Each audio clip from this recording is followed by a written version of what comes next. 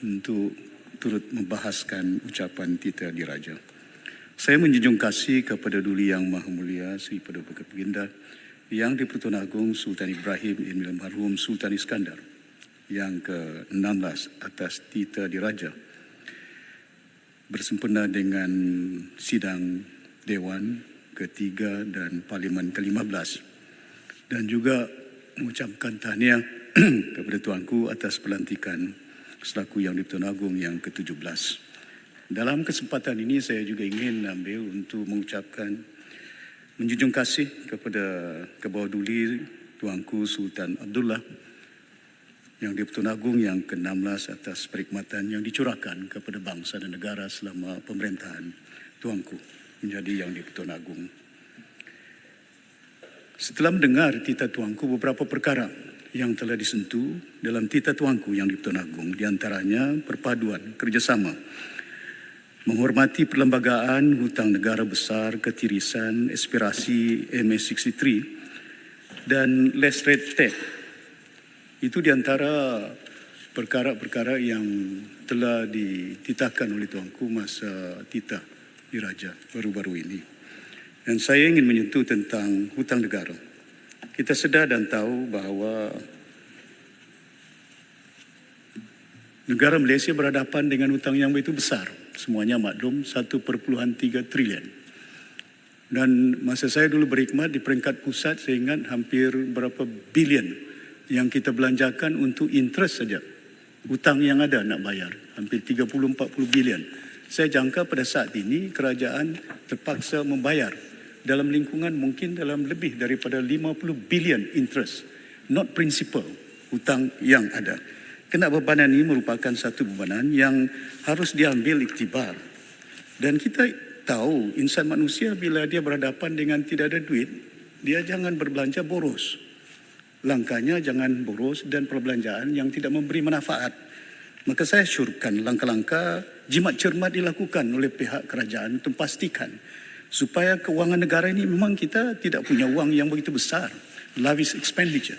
Pertama, projek-projek yang harus disenaraikan ataupun dilaksanakan, projek-projek yang bukan hanya mempunyai impact kepada negara keuangan, return on investment dengan izin.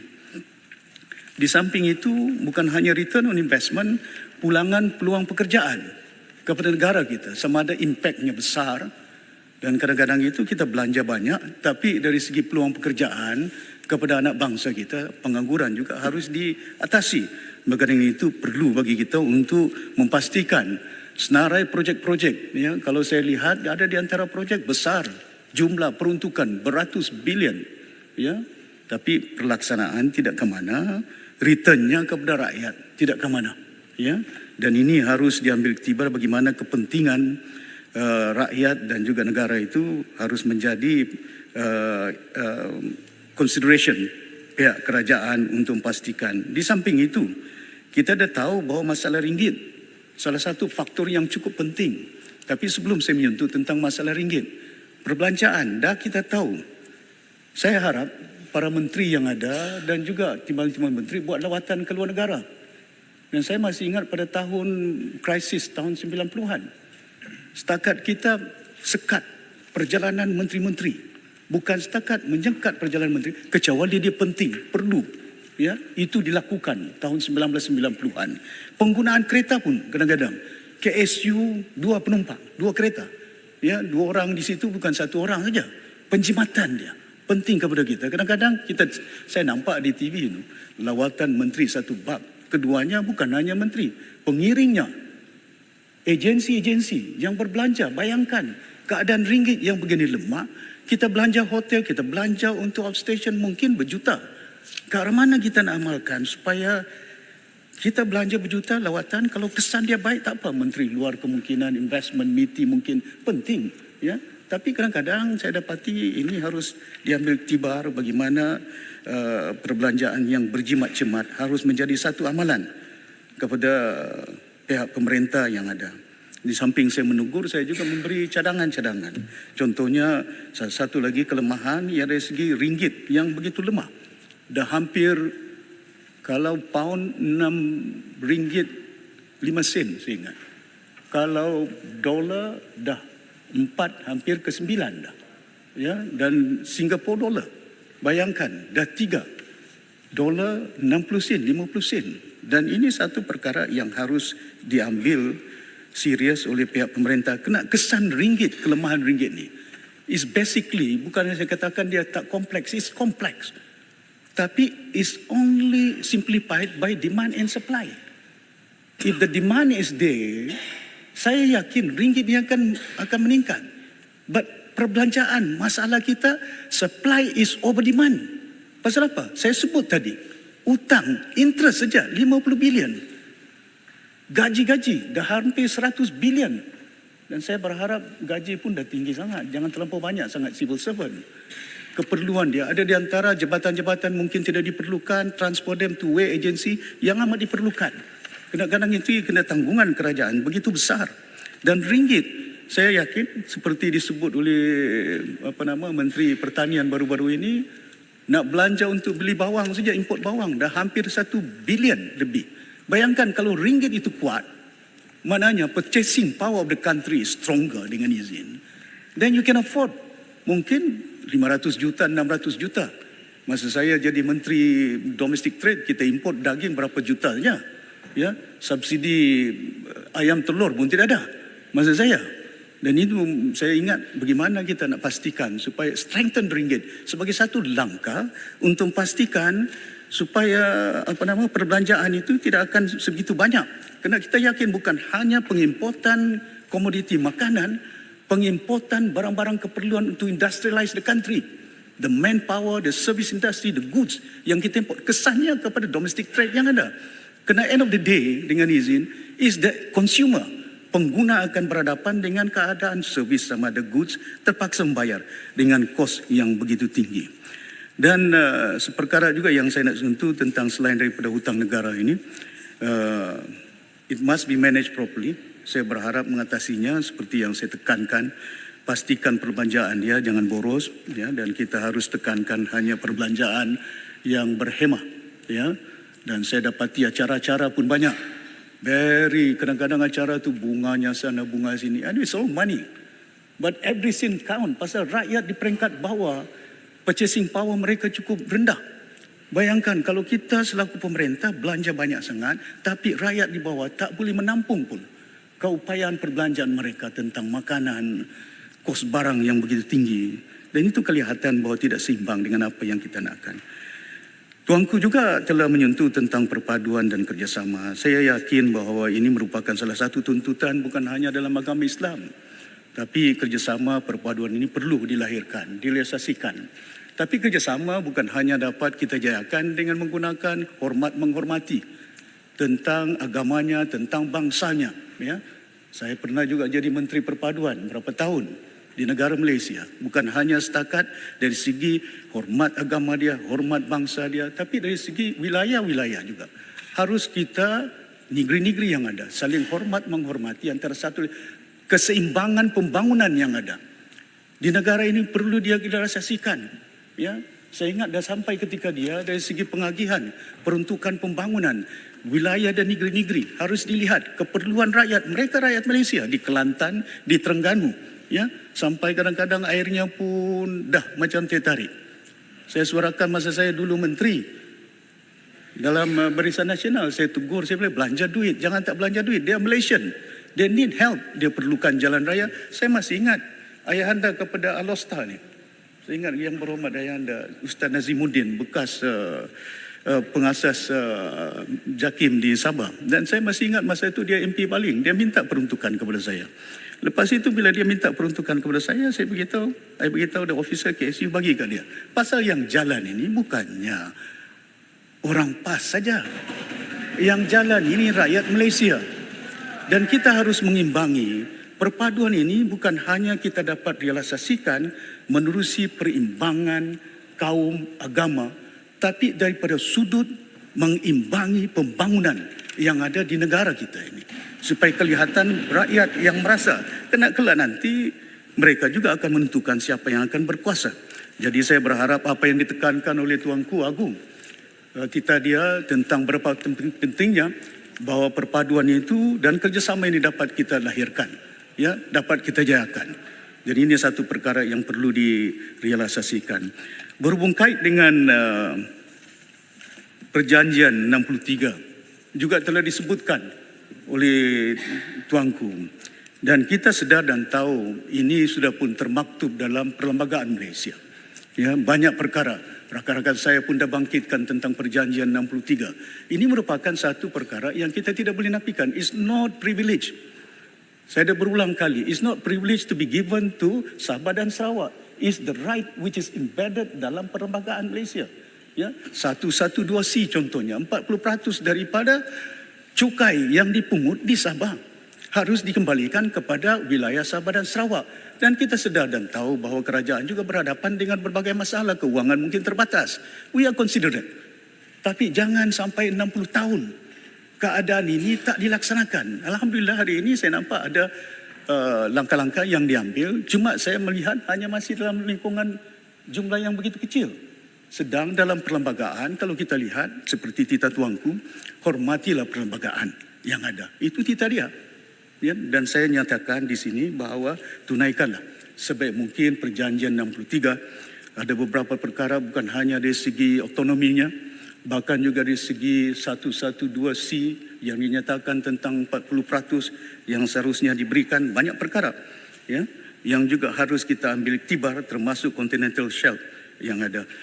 Dan perkara yang saya nak sebut juga apa yang telah dititahkan oleh tuanku, ketirisan dana awam yang ada. Dan saya ingin nak sebutkan di sini bahawa jangan hanya tuduh, jangan hanya don't blame the federal government alone. The leaders of the state government, particularly Sabah itu, perlu mengambil tanggungjawab tentang keadaan ketirisan yang ada. Ini ketirisan duit awam yang ada. Contohnya Pen Borneo. Saya lihat ada pre-Q. Tapi biasa pre-Q ni kalau pengalaman saya dari segi pelaksanaan dalam lingkungan 8 bulan hingga 10 bulan. Tapi pelaksanaan yang ada di peringkat Sabah yang dah kontrak diberikan dahulu pun tak siap-siap. It's not functioning well.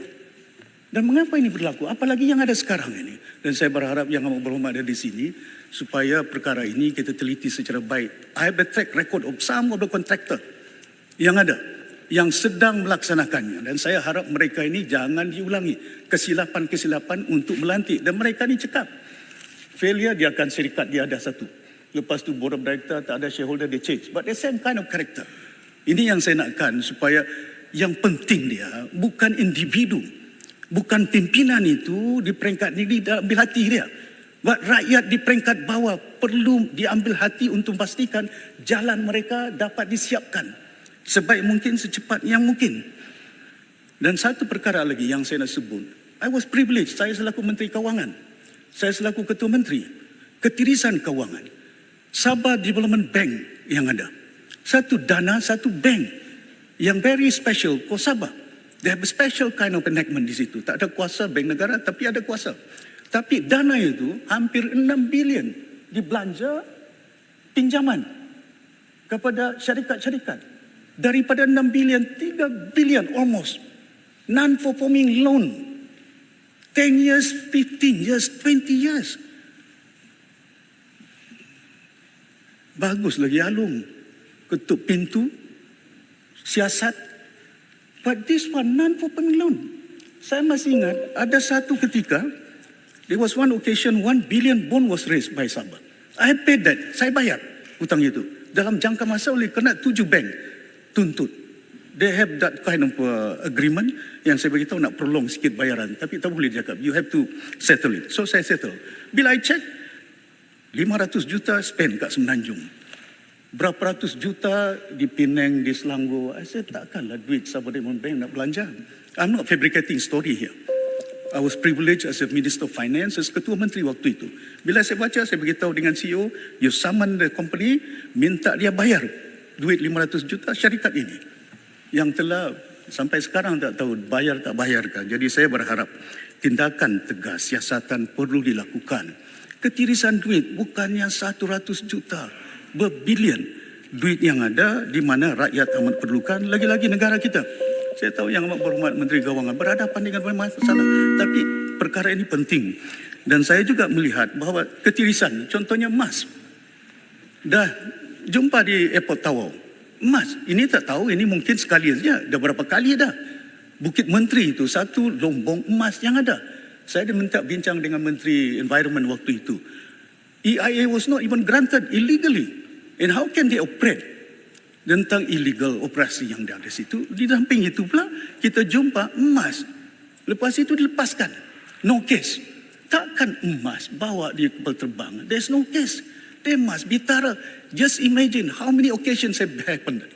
Berapa kali dah? Mungkin beratus juta keuangan negara rakyat yang kita ketirisan. Perlu ada ketegasan selaras dengan tuanku, tita tuanku, tindakan pelaksanaan tanggungjawab harus dilakukan. Dan pen bonu yang saya dah sentuh tadi. Dan saya nak sentuh sedikit tentang keselamatan. Ya, saya singkat kalau boleh minta izin. Keselamatan, saya minta supaya bot tidak banyak di kawasan-kawasan East Coast Side, ESCOM. Ini penting kepada kita untuk menjaga keselamatan. Kemudahan-kemudahan yang ada peruntukannya. Tingkatkan untuk tidak ada pembolosan, bukan hanya penyeludupan barangan, bahkan penyeludupan manusia yang sektor pelancongan. Saya cadangkan kepada kerajaan. Saya tahu dalam keadaan ringgit yang lemah, pelancong banyak. Di kawasan saya saja, pelancong hampir 3,000 satu hari. The reason why, waktu itu yang saya maklumkan. Saya pinjamkan duit kepada Sabah A, almost 300 million. The reason why, because saya tahu, saya beritahu dengan Tony Fernandez, you bring tourists, not only from China, from downside, from other places. But not only tourists, but make sure employed Sabahan, stewardess, pilot. But make sure the maintenance is there. Make sure you bring all the lobster, fish export ke Hong Kong. And the return is there. When I ask him, dah bayar hutang dah. 150 million dah bayar hutang. Almost half already the loan. Dan saya nak cadangkan, tourism yang ada kalau dapat, ya, pelancong ini merupakan satu perkara yang penting kepada kawasan-kawasan seperti Semporna. Mungkin kita tak minta supaya grant, pinjaman kepada usahawan-usahawan tempatan anak-anak muda di situ. Lend the money to build up resort. Supaya kadang-kadang saya dapati bila saya buat lawatan, resort doesn't belong to the local boys there. Dan ini merupakan satu perkara yang harus kita sediakan untuk melahirkan anak-anak daripada kawasan-kawasan yang amat diperlukan. Dan saya sebenarnya oleh kena masa tak mengizinkan banyak perkara yang saya nak sentuh. Dan saya ucapkan jutaan terima kasih. Saya tak nak ambil masa yang lain. Dan saya dengan ini ucapkan terima kasih kepada Datuk Speaker. Dan saya menyokong tita tuanku yang diperlukan. Sekian. Terima kasih banyak. Terima kasih Yang Berhormat Semporna. Saya jemput Yang Berhormat Baluran. Terima kasih Yang Berhormat Yang di-Pertua. Baluran turut mengucapkan berbanyak syukur dan menjunjung kasih tita ucapan Khabar Duli Yang Mulia Seri Perdana Baginda Yang di-Pertuan Agong semasa membuka penggal ketiga Parlimen ke-15 dan merakamkan ucapan tahniah ke atas pelantikan tuanku sebagai Yang di-Pertuan Agong yang ke-17. Yang Berhormat Speaker, dasar kerajaan, dasar pertanian kerajaan dengan petani adalah merupakan